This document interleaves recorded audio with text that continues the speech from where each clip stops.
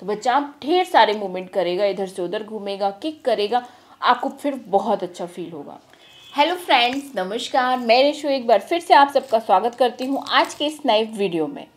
Friend, जैसे कि आप प्रेग्नेंट हो लेकिन आपको पता नहीं होता है कि आप अनजाने में कुछ ऐसी गलतियां भी कर रहे हो जिस वजह से बच्चे को कहीं ना कहीं नुकसान हो रहा है। तो आज के इस वीडियो में मैं आपकी ऐसी 2 गलती बताने वाली हूँ जिस वजह से क्या होता है कि बच्चे को खाना नहीं मिल पाता है। आपको पता है कि आप ही बच्चे तक खाना पहुँचाती हो क्योंकि जो आप खाते हो वही बच्चे को मिलता है। तो ऐसी कौन सी वो 2 गलतियाँ हैं जिस वजह से आपका बच्चा पेट में भूखा रह रहा है, बच्चे को खाना नहीं मिल पा रहा है? ये आई थिंक सभी गर्भवती महिलाओं को जानना चाहिए। सो कंप्लीट ये वीडियो बहुत ज़्यादा हेल्पफुल है आपके लिए। तो प्लीज़ आप सबसे मेरी रिक्वेस्ट है, वीडियो को पूरा देखें एंड कमेंट्स में जरूर शेयर कीजिएगा कि आपकी प्रेगनेंसी का अभी कौन सा मंथ स्टार्ट हुआ है। एंड पहली बार अगर मैं आपसे मिल रही हूँ तो ऐसे ही मुलाकातों को बढ़ाने के लिए चैनल को जरूर सब्सक्राइब कीजिए और हमसे जुड़े रहिए। तो चलिए फिर स्टार्ट करते हैं जल्दी से आज का वीडियो। तो फ्रेंड्स, पहली गलती जो आप कर रहे हो वो है कि आपके खाने पीने का कोई टाइम ही नहीं है। कोई टाइम टेबल ही आपने सेट नहीं कर रखा है कि आपको किस टाइम क्या क्या खाना चाहिए, कितना खाना चाहिए, कितने घंटे का खाने में गैप होना चाहिए, ये आपको पता ही नहीं है। और आप जब मर्जी तब आपको भूख लगी तब आपने खा लिया, लेकिन आपने बच्चे के बारे में तो सोचा ही नहीं उस टाइम। ठीक है, तो मैं आपको बताती हूँ कि आपको प्रेगनेंसी में अपने कैसे खाना खाना चाहिए, किन किन चीज़ों का ध्यान देना चाहिए। तो फ्रेंड्स, पहली चीज़, जैसे कि आपने रात का खाना खाया, आप सो गए, कब उठे आप? 6 बजे उठे होगे, 7 बजे उठे होगे। ठीक है, कितना लंबा गैप हो गया जब आपने बच्चे को कुछ भी नहीं दिया, कुछ भी मतलब आपने खाया ही नहीं, तो बच्चे को कहाँ से मिलेगा फिर? तो ऐसे में महिलाएं क्या कर जाती हैं कि अपना काम करती रहती हैं, अपना सारे घर के काम निपटा लेंगी, नहा धो लेंगी, सब कर लेंगी बढ़िया तरीके से, 12-1-1 बजे तक खाना खाती हैं। मैंने खुद बहुत से लोगों को देखा हुआ है, इसलिए मैं आपके साथ शेयर कर रही हूँ जिससे आप ये गलती ना करो। तो प्लीज़ आप ऐसा मत कीजिए। आप अपने बच्चे को भूखा रख रहे हो, पेट में बेचारा वो खाने के लिए तरस रहा है कि आप कुछ खाओगे फिर उसको मिल पाएगा। तो आपको क्या करना चाहिए फ्रेंड्स कि आपको जैसे ही आप सुबह उठे हो, फ्रेश होइए और कुछ हैवी नाश्ता बनाइए। हैवी नाश्ता में आप पराठा बना सकते हो, जो भी आपको पसंद हो, आलू गोभी का पराठा, कुछ भी ऐसे सिंपल पराठा भी आप बना सकते हो। नहीं तो आप जैसे कि दलिया बना सकते हो, दूध दलिया खा सकते हो, ओट्स बना सकते हो आप, नहीं तो पोहा बना सकते हो आप। जैसे भी आपके पास टाइम हो, जितने जल्दी आप जो बना सको वो बनाओ और पेट भर के खा लो। अब जैसे कि अगर आप कुछ नहीं बना सकते तो उसके लिए भी ऑप्शन है। क्या करें? एक एप्पल ले लें और 1 ग्लास भर के दूध ले लें, साथ में 1 बनाना भी ले लें आप। तो इनको आपको लेना है सुबह से उठकर, तो लेना है, ये सोच लीजिए, 1 ग्लास दूध, 1 पूरा एप्पल और 1 बनाना आपको खाना है तो खाना है। अरे बच्चा इतने टाइम से वेट कर रहा है खाने का, तो कुछ तो उसको पहुंचाओगे। तो मैंने जो ये चीज़ें बताई हैं ना आपको, तो इससे बच्चे को इंस्टेंट न्यूट्रिशन मिल जाएगा, बच्चा भूखा नहीं रहेगा, बच्चा कमज़ोर फील नहीं करेगा। तो बच्चा ढेर सारे मूवमेंट करेगा, इधर से उधर घूमेगा, किक करेगा, आपको फिर बहुत अच्छा फील होगा।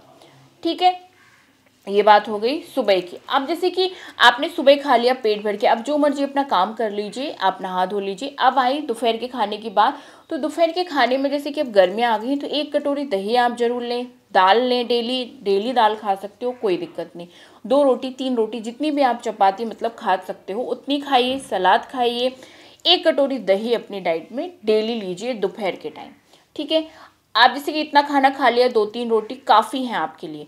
फिर आपको भूख लगी तो 1 घंटे बाद फिर थोड़ा कुछ खा लीजिए, ड्राई फ्रूट्स खा लीजिए, थोड़े बहुत बिस्किट वगैरह जो आप खाना चाहते हो वो खा सकते हो। ठीक है, मतलब थोड़ी भूख लगती है ना तो फिर आप 1-2 रोटी भी खा सकते हो, कोई दिक्कत नहीं। लेकिन मेरे कहने का मतलब यहाँ पे ये है कि आपको जो भी खाना है वो इकट्ठा नहीं खाना है। इकट्ठा खाओगे तो वो डाइजेस्ट नहीं हो पाएगा फिर, और बच्चे को न्यूट्रिशन तब भी नहीं मिलेंगे।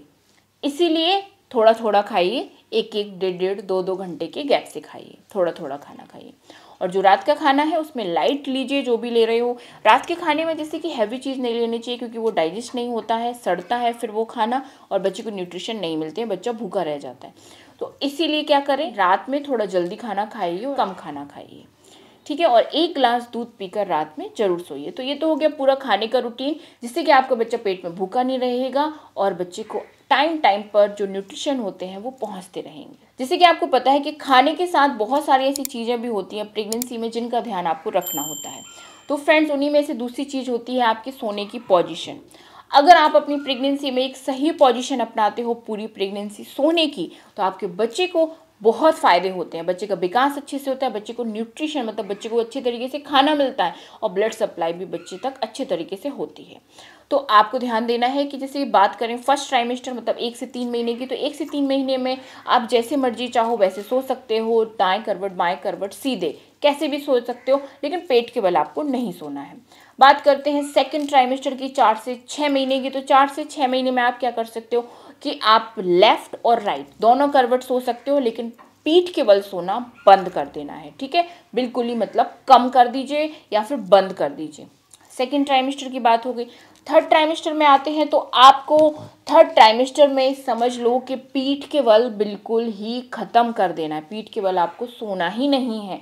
ठीक है, आपको ज़्यादा से ज़्यादा लेफ्ट साइड सोने की कोशिश करनी है। थोड़ा आप राइट साइड भी सो सकते हो, मतलब दाएं थोड़ा सा सो सकते हो, लेकिन ज़्यादा से ज़्यादा बाएं सोना है आपको। अब मैं बताती हूँ ऐसा क्यों करना है आपको, क्योंकि अगर आप ज़्यादा पीठ के बल सोओगे, इससे आपकी जो बड़ी नस है उस पर आपके गर्भाशय का प्रेशर पड़ेगा और फिर वो बच्चे तक ठीक तरीके से ना तो ब्लड सप्लाई पहुंचा पाएगी, ना ऑक्सीजन पहुंचा पाएगी और ना ही न्यूट्रिशन मतलब खाना पहुंचा पाएगी। तो इससे फिर ना तो बच्चे तक ठीक तरीके से ब्लड सप्लाई पहुंचेगा, ना ऑक्सीजन पहुंचेगा और ना ही न्यूट्रिशन पहुंचेगा।